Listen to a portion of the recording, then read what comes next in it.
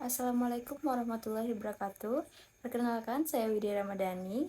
Saya akan memenuhi tugas mata kuliah Manajemen Sumber Daya Manusia dan Lanjutan. Jadi di video kali ini saya mau bahas topik yang menurut saya itu cukup menarik, yaitu tantangan komunikasi lintas generasi di tempat kerja. Sekarang di dunia kerja kita nggak cuma berhadapan sama orang yang seumuran aja, tapi juga dengan rekan dari berbagai generasi. Ada yang sudah puluhan tahun berpengalaman, sampai yang baru banget mulai karirnya. Nah, dari sini sering muncul perbedaan dalam cara berpikir dan cara kerja, bahkan cara berkomunikasi. Supaya lebih paham, yuk kita mulai dari latar belakang. Jadi, di lingkungan kerja saat ini ada beberapa generasi yang bekerja bareng, mulai dari baby boomers, generasi X, milenial, sampai ke Gen Z. Nah, masing-masing punya nilai dan gaya komunikasi yang berbeda-beda, sesuai sama perkembangan zaman mereka.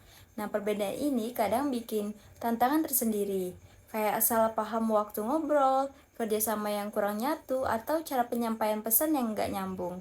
Makanya penting banget punya kemampuan komunikasi lintas generasi, biar hubungan kerjanya tuh tetap humoris dan kerja tim bisa berjalan dengan efektif. Selanjutnya, biar lebih jelas, kita bahas dulu apa sih yang dimaksud dengan komunikasi lintas generasi itu. Komunikasi lintas generasi itu sebenarnya proses tukar informasi antara orang-orang dari kelompok usia yang berbeda. Nah, setiap generasi punya gaya komunikasi sendiri. Misalnya dari cara ngomong, penggunaan media, sampai cara menanggapi pesan. Kalau kita bisa memahami gaya masing-masing generasi, kita bisa lebih mudah menyesuaikan diri dan membangun komunikasi yang saling menghargai. Selanjutnya, kita lihat satu persatu karakteristik tiap generasi di tempat kerja. Kalau dilihat lebih dalam, setiap generasi ini punya ciri khasnya masing-masing. Yang pertama, baby boomers, lahir dari tahun 1946 sampai 1964. Dikenal dengan sangat loyal, berdedikasi, dan menghargai hierarki. Mereka suka berkomunikasi tatap muka dan formal, tapi sedikit kaku terhadap teknologi baru. Lalu ada generasi X yang lahir antara 1965 sampai 1980. Mereka lebih mandiri, realistis, dan fokus pada hasil kerja. Gaya komunikasinya langsung dan efisien, tapi mereka juga cenderung hati-hati dengan perubahan cepat. Berikutnya generasi milenial, lahirnya tahun 1981 sampai 1996. Generasi ini terbuka, kolaboratif, dan cepat adaptasi dengan teknologi. Milenial suka umpan balik rutin dan kerja dalam tim, tapi kadang dianggap kurang sabar karena ingin hasil yang instan. Dan terakhir ada Gen Z yang lahir mulai dari tahun 1997 sampai 2012. Mereka adalah generasi digital sejati, kreatif, multitasking, dan komunikatif lewat media digital. Tapi gaya mereka yang santai dan cepat kadang dianggap terlalu informal oleh generasi yang lebih tua. Nah, bisa kebayangkan gimana beda karakternya? Kalau nggak disikapi dengan bijak, perbedaan ini bisa jadi tantangan besar di dunia kerja. Selanjutnya, saya akan bahas tentang tantangan komunikasi lintas generasi di tempat kerja. Tantangan ini muncul karena setiap generasi punya gaya dan kebiasaan komunikasi yang berbeda. Yang pertama, dari gaya komunikasi. Generasi yang lebih tua biasanya menyampaikan pesan dengan cara yang formal dan panjang, sedangkan generasi muda lebih suka gaya yang langsung ke inti dan santai. Kalau perbedaan ini nggak dipahami, bisa banget menimbulkan salah pengertian. Yang kedua, ada perbedaan media komunikasi. Baby boomers dan Gen X cenderung nyaman dengan tatap muka, sementara milenial dan Gen Z lebih sering pakai platform digital seperti chat atau video call. Yang ketiga, cara memberi dan menerima umpan balik. Generasi muda biasanya ingin respon cepat dan terbuka, sedangkan generasi senior itu lebih berhati-hati dan cenderung formal.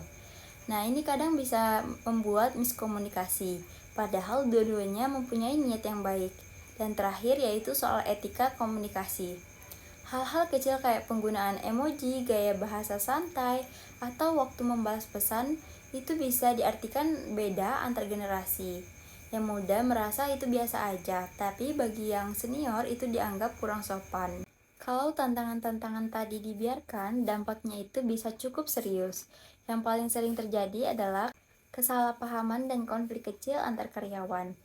Kadang maksudnya itu memang baik, tapi karena gaya komunikasinya yang berbeda, akhirnya jadi salah tangkap. Selain itu, koordinasi dan kolaborasi tim bisa berkurang. Kalau komunikasinya nggak lancar, kerjasama pun jadi nggak efektif. Produktivitas bisa menurun karena waktu terbuang buat meluruskan hal-hal kecil. Lalu ada juga hambatan dalam transfer pengetahuan. Generasi senior itu punya banyak pengalaman yang bisa dibagikan, sementara generasi muda punya ide segar dan kemampuan teknologi. Tapi kalau komunikasinya nggak lancar, dua hal penting ini nggak akan ketemu. Untuk menghadapi berbagai tantangan yang tadi, tentu perlu strategi yang tepat. Nah, yang pertama adalah memahami karakter setiap generasi. Kita perlu tahu bahwa setiap generasi itu punya latar belakang dan cara berpikir yang berbeda. Jadi, penting buat menyesuaikan cara kita berkomunikasi. Yang kedua, mengembangkan fleksibilitas dalam komunikasi. Kita harus bisa menyesuaikan diri, kadang formal, kadang santai, tergantung siapa lawan bicara kita. Yang ketiga, mengadakan pelatihan komunikasi lintas generasi. Pelatihan seperti ini bisa membantu karyawan memahami perbedaan karakter dan belajar bagaimana cara menyampaikan pesan yang efektif. Dan yang terakhir, membangun budaya kerja yang inklusif dan saling menghargai. Karena tanpa saling menghormati, strategi apapun gak akan berhasil. Intinya, komunikasi yang baik dimulai dari niat untuk memahami, bukan menuntut dipahami. Beberapa perusahaan besar sudah membuktikan kalau strategi ini tuh berhasil. Contohnya perusahaan Google. Mereka punya program reverse mentoring, di mana karyawan muda dan senior itu saling belajar satu sama lain. Yang muda bantu memperkenalkan tren dan teknologi baru, sementara yang senior berbagi pengalaman dan wawasan profesional. Lalu ada juga Unilever, yang rutin mengadakan pelatihan komunikasi lintas generasi.